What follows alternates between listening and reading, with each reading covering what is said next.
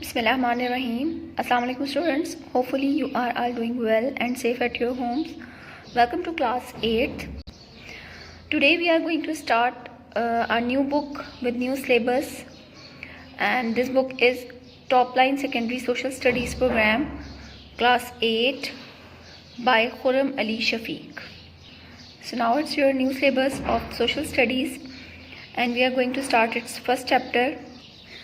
The first chapter is the United Nations. Urdu में इसका word use होता है अक़वाम मुत्तहिदा. So in this chapter we will discuss about the history of United Nations and its further purpose and its main organs which include in United Nations. First question is of this chapter is when and why was the United Nation formed?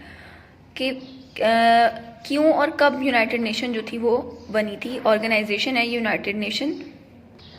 So student, हम United nation को discuss करने से पहले इसका थोड़ा सा background देखेंगे.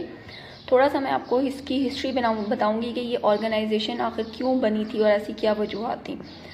अच्छा जी, फर्स्ट वर्ल्ड वॉर हुई थी 1914 to 18 में. अब वर्ल्ड वॉर जो है ये आपके लिए एक न्यू टॉपिक है.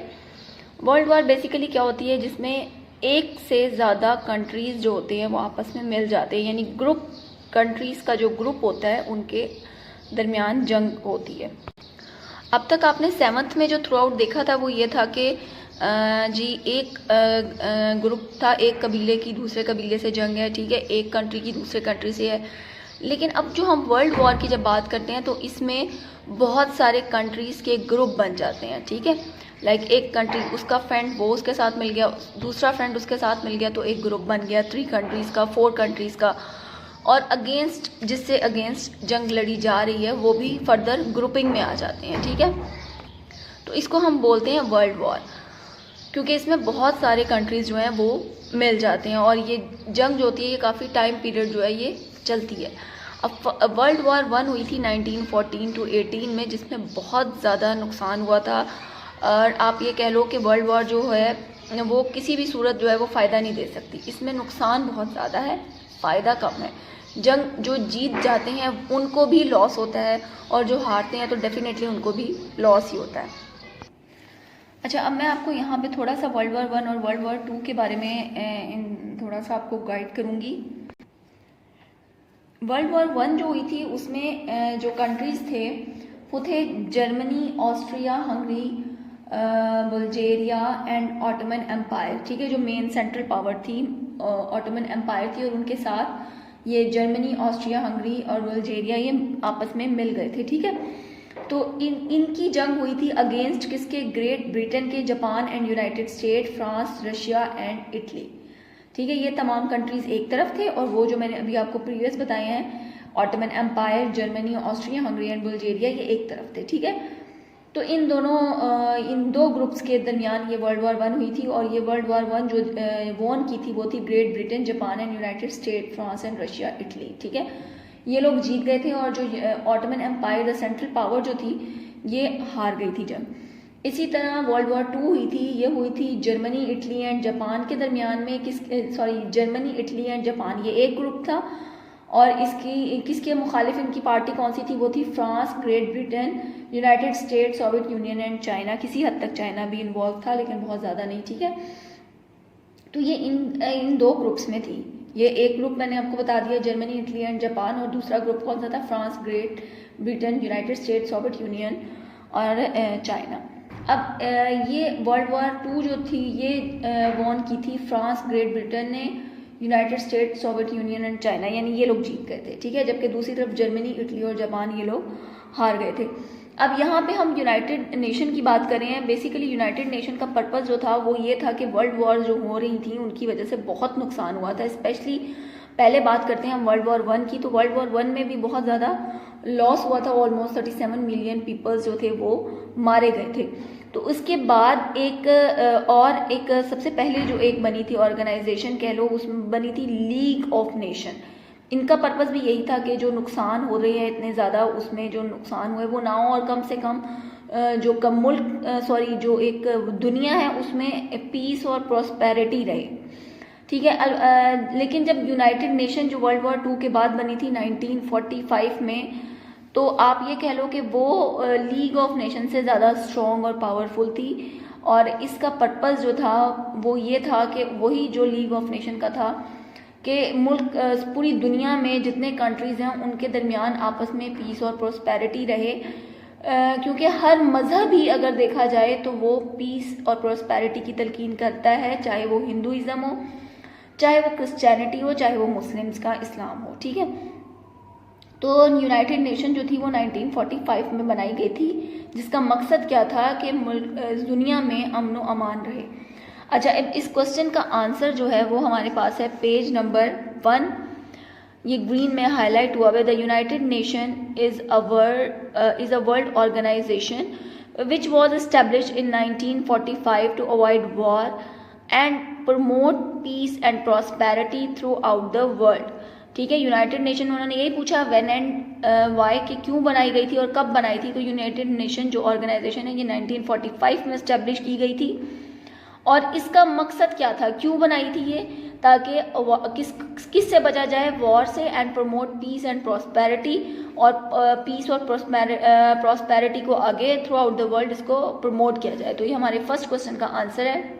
इसके बाद हम आते हैं अपने सेकंड क्वेश्चन पे, what do you know about Cyrus the great. Cyrus the great के बारे में आप क्या जानते हैं? अच्छा, साइरस द ग्रेट ये भी आपके लिए एक नया हुक्मरान है जो आपके सामने आया है इस टाइम, उसका नाम। अच्छा, इसका जिक्र इस तरीके से मैं आपको स्टार्ट लूँगी। आपने 7th में रोमन एम्पायर और 6th में भी रोमन एम्पायर को डिस्कस किया हुआ है। ठीक है, आपको ये भी पता है कि क्लास 7th में आप अपने फर्स्ट चैप्टर में रोमन एम्पायर के मेन रूलर्स के बारे में भी पढ़ चुके हो। कौन सा था वो? हेराक्लस था और कॉन्स्टेंटाइन था। ठीक है, तो ये उसके मेन रूलर थे। जब हजूर मोहम्मद सल्लल्लाहु अलैहि वसल्लम की पैदाइश हुई थी उस टाइम इस दुनिया में 2 बहुत बड़ी एम्पायर थी, एक थी रोमन एम्पायर और एक थी पर्शियन एम्पायर। ठीक है, एक थी रोमन एम्पायर और एक थी पर्शियन एम्पायर। रोमन एम्पायर जो है वो आप क्लास 7 में उसको डिस्कस कर चुके हो, 6 में भी आपने पढ़ लिया है। अब उसके आपने मेन रूलर भी रोमन एम्पायर के पढ़े हैं। जबकि हम जब साइरस की बात करेंगे तो मैंने आपको क्या बताया कि 2 मेन बड़ी एम्पायर्स थी, बड़ी बड़ी जो पावर्स थी, एक थी रोमन, एक थी पर्शियन।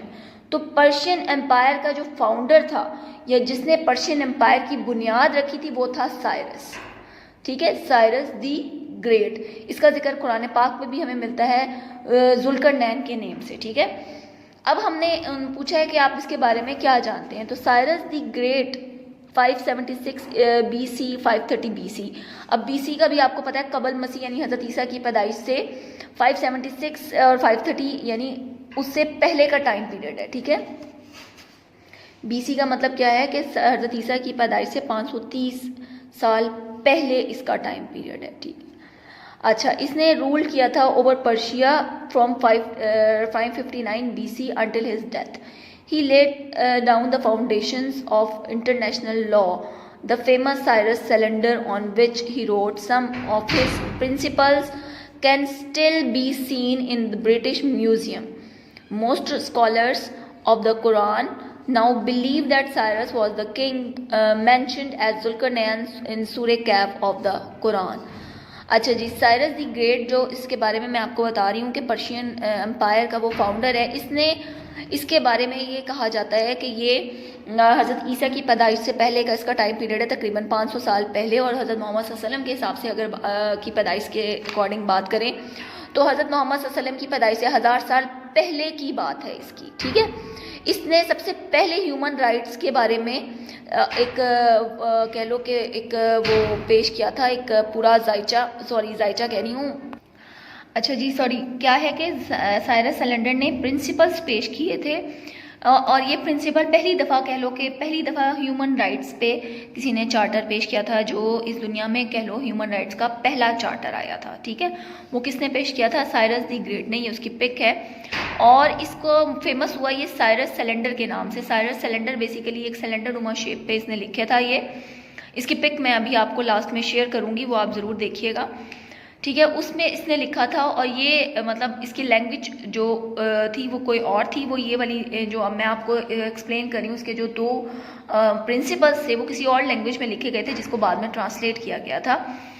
अच्छा, इसमें था कि उसने जो उसके जो प्रिंसिपल थे उसके अकॉर्डिंग ये था कि जो पहले जब जंगें लड़ी जाती थी और जब जो हार जाते थे ना, उन लोगों को कैद कर लिया जाता था, स्लेव्स बना लिया जाता था।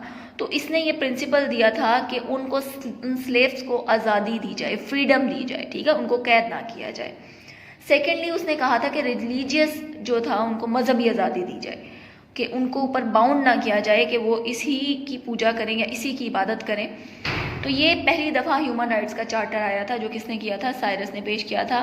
कुरान पाक में भी इसका जिक्र है, और वो इसका चार्टर जिसको जो साइरस सिलेंडर के नाम से फेमस है, वो आज भी ब्रिटिश के म्यूज़ियम में मौजूद है, ठीक है। इसकी पिक्चर मैं आपको शेयर करूँगी अभी इसी वीडियो के लास्ट में, तो वो आप देखिएगा। ये हमारा सेकंड क्वेश्चन का आंसर है, साइरस दी ग्रेट, यहाँ से लेकर Cyrus the Great 576 BC to 530 BC से लेकर सूरह कैफ, इन सूरह कैफ ऑफ द कुरान। तो ये हमारा सेकंड क्वेश्चन का आंसर है। Hopefully you understand the answer of these 2 question. So ये हमारी न्यू बुक है, जिसको आप साथ के साथ अगर आप पढ़ोगे और साथ के साथ इसको फोकस करोगे तो अच्छा लर्न कर सकोगे। So take care student, have a good day, अल्लाह हाफिज़।